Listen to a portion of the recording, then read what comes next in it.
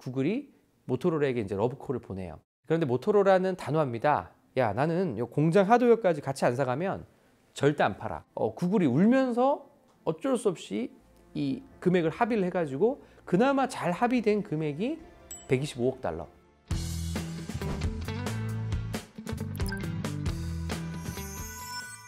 혹시 그 모토로라라는 휴대폰 회사 들어보셨나요?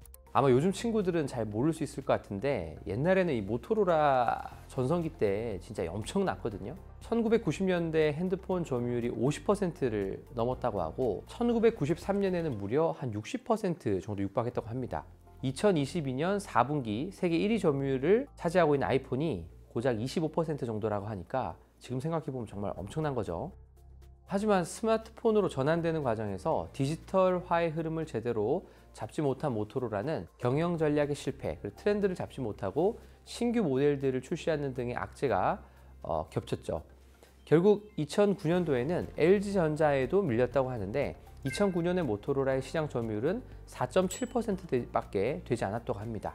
결국 과거의 영광을 뒤로한 채 바람 앞에 촛불 같은 상황에 놓인 이 거의 어떻게 보면 극단적인 표현으로 쓰면 망해가는 모토로라를 갑자기 어떤 기업이 대뜸 인수를 합니다. 어디일까요? 바로 구글입니다. 그럼 대체 왜 다 쓰러져가는 이 모토로라를 구글이 거액을 들여 인수했을까요? 당시 모토로라가 보유하고 있던 특허권은 약 한 17,000개 정도 되었다고 합니다. 그리고 그때 당시 출원되어 있던 특허가 약 한 7,000개 정도 있었으니 어떤 특허 포트폴리오로만 놓고 보면 한 24,000개 정도의 특허가 되었겠네요. 자, 그리고 이 특허권에 눈독을 들인 구글이 모토로라의 특허권을 구매하고 싶다는 의사를 밝혔습니다. 그런데 모토로라는 단호합니다. No! 우리는 특허권만 팔지 않겠다. 우리 회사 전체를 매각하겠다. 결국 구글은 2011년 8월 15일에 125억 달러, 그 당시 원 환율 기준으로는 약 13조 5천억 정도의 모토로라를 인수하겠다고 발표를 했습니다. 실제 공식 인수는 2012년 5월에 이루어졌죠. 마이크로소프트가 직원 10,000명을 해고하면서 챗 GPT에 투자한 돈이 13조 원 정도 된다고 하니 정말 엄청나죠. 자, 그럼 대체 왜 구글은 모토로라를 이렇게 무리해 가면서 인수할 정도로 특허권에 목을 맸던 것일까요? 딱 인수한 그 시점에 구글 총 직원 수가 29,000명 정도였고요. 모토로라 직원 수가 한 19,000명 정도였거든요. 직원 수로만 놓고 보면 자기 사이즈의 한 60% 정도 되는 애를 이렇게 인수하는 거기 때문에 어떻게 보면 쉬운 딜은 아니었는데, 이를 위해서는 그때 당시에 어떤 모토로라와 애플의 소송 히스토리를 조금 아실 필요가 있는데요. 2010년 10월 초에 모토로라가 미국 국제무역위원회 ITC에 애플이 자사의 특허를 침해한다라며 애플을 제소를 하면서 전쟁이 시작됩니다. 자, 아이폰, 아이패드, 아이터치, 맥북 이런 것들 등등이 모토로라의 핵심 특허를 침해했다는 것이 그 이유였는데, 뭐를 침해했나 보니까 이제 안테나 디자인, 무선 이메일, 소프트웨어 앱 관리, 그리고 위치 기반 서비스 등등 많은 특허권을 애플이 침해했다고 주장을 한 겁니다. 애플도 이때 가만히 있지 않죠. 애플도 성깔이 있는 친구들이기 때문에 바로 10월 달에 모토로라, 야, 너네도 우리 거 침해한 거 있는 거 같지 않아? 라고 하면서 여러 가지 소송 자료들을 모아가지고 맞소를 제기합니다. 그러면서 마치 우리 그 세기의 대결이었던 삼성 애플 대전처럼 삼성 애플 대전도 요맘때쯤에 터졌는데, 사실 그 비슷한 시기에 모토로라하고 애플도 이런 식의 소송을 파이팅 넘치게 하고 있었습니다. 그때 당시 구글이 이러한 소송들을 그 제3자 입장에서, 강 건너 불궁의 입장에서 이렇게 지켜보고 있었는데요. 구글의 마음이 어땠을까? 구글은 사실은 이때 당시에 모바일 산업에 진출을 하고 싶어 했습니다. 태블릿 PC라든지 뭐 핸드폰이라든지 여러 가지 이런 사업에 구글은 진입을 하고 싶어하는 상황이 딱 요맘때쯤이었는데, 삼성하고 애플하고도 세기의 대결, 조단위 소송을 하고 있고, 모토로라하고 애플도 막 통신단말 가지고 막 엄청난 양의 소송을 하고 있는데, 구글이 딱 생각이 드는 거죠. 아, 내가 통신 특허가 하나도 없는데 내가 통신에 갑자기 진입하면은 어떻게 되는 거지? 특허가 저렇게 많은 애들도 저렇게 파이팅 넘치게 싸우는데, 이제 이런 생각을 하다 보니까 이게 보니까 어느 정도 특허 포트폴리오를 이렇게 쥐고 시작하지 않으면 이 체면을 완전 구길 수도 있겠다, 이런 생각을 그때 당시 구글이 하게 됩니다.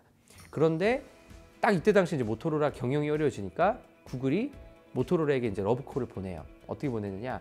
야, 너네 지금 누진 그 부채가 이만큼이고 지금 자본 잠식 거의 너무 어려운 상황인 것 같은데, 내가 너네들 가지고 있는 특허를 인수해 가면 안 될까? 내가 값은 제대로 쳐줄게 라고 했는데, 모토로라도 이때 당시에 이 구글의 의도를 정확하게 간파하고, 야 너네들 지금 단말 사업에 뛰어들고 싶어서 우리 이거 특허 인수하려고 하는 거잖아.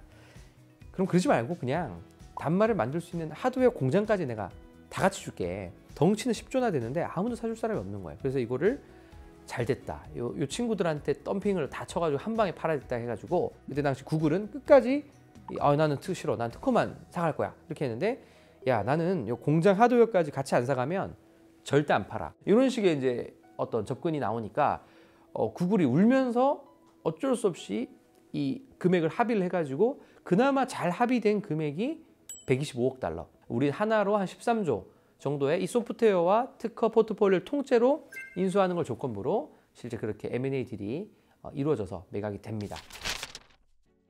모토로라를 인수하긴 했는데, 이 모토로라는 사실은 이제 만년 적자 회사였어요.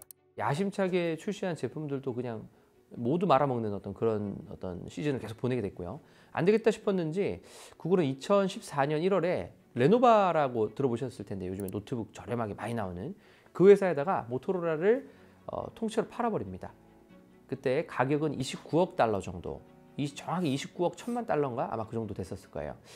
당시 하나로 한 3조 1천억 정도 수준, 사실 사왔던 가격에 비하면 4분의 1 정도밖에 되지 않는 가격이었는데요. 대신 모토로라가 가지고 있던 특허권 대부분을 소유하는 조건이었기 때문에 그렇게까지 손해는 아니었다, 이렇게 생각하시면 될 것 같고요. 레노버는 이에 힘입어서 스마트폰 시장에서 갑자기 바닥에 있다가 한 방에 3위로 급부상하게 됩니다.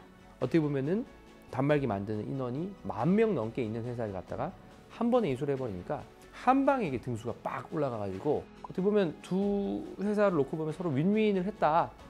이제 구글 같은 경우도 몸집이 너무 무거운 친구를 정리하고 핵심적인 특허만 들고 왔던 거고, 레노버 입장에서도 사실 하드웨어 공장이 필요했기 때문에 굉장히 윈윈이 딜이었다, 이렇게 볼 수 있을 것 같습니다.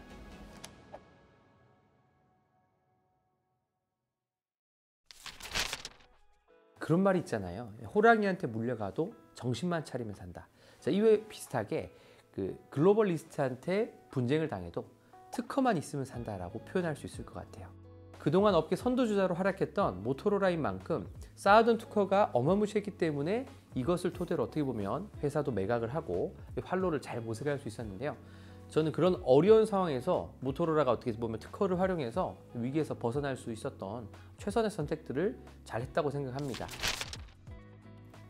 대표님 근데 왜 삼성폰 쓰세요? 저요? 네. 애플 폰은 뭔가 좀 불편하더라고요. 저는 취소 버튼이 없는 게 좀 불편하고, 그 애플이 제가 영업이익이 단말기 한 대당 30%가 남는다는 걸 알아요. 그러니까 영업이익률을 20~30%씩 신고하시잖아요, 애플은. 그죠?